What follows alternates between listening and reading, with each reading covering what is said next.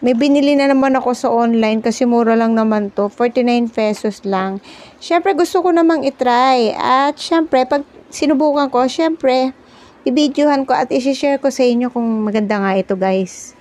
Matagal ko na nakikita to sa Sockmed pero ngayon ko lang naisipan talagang bumili. Syempre gusto kong itry kung gumagana talaga.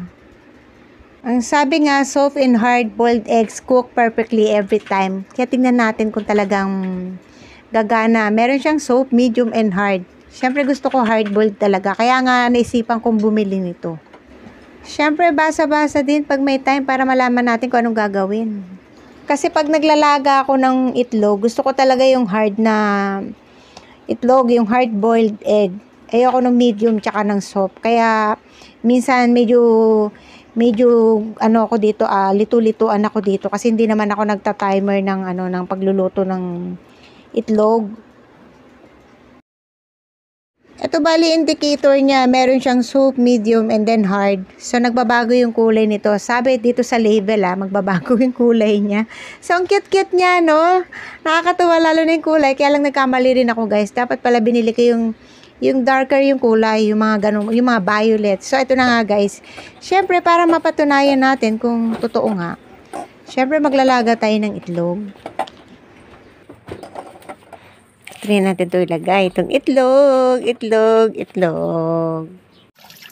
Masyado akong excited. Pero syempre inugasan ko muna tong egg timer. Tsaka syempre itong itlog bago natin pakuluan. Yan. So ito na, isasalang na natin siya.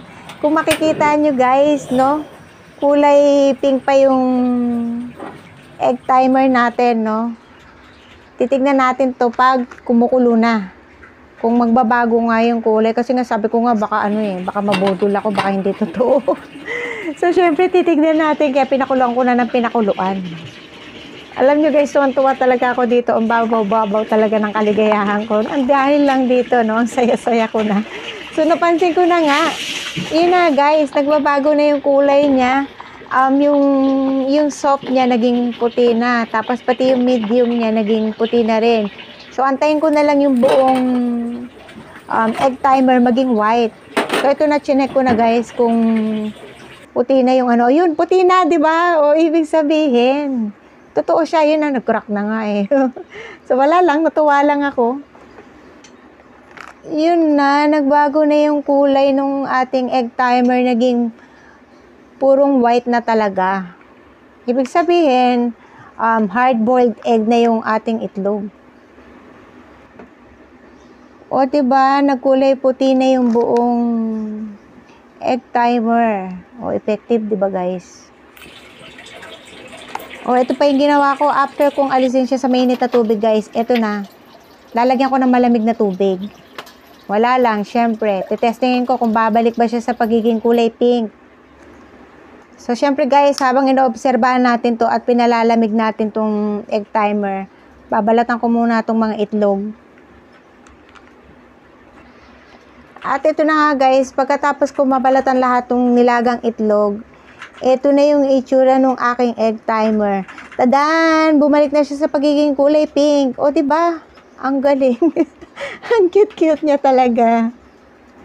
Pero guys, kung bibili kayo nito, nas piliin niyo yung dark color, yung violet, no. Dapat pala kasi binili ko talaga violet kasi nas kitang-kita pag pag dark color yung egg changing timer nyo. So ito na, syempre, titestingin ko kung talagang hard-boiled egg. Yun. O talagang hard-boiled egg. Ito yung gusto ko. O diba guys, ang galing. Ang cute-cute pa. For 49 pesos, free shipping pa. Magpapabudol na yan.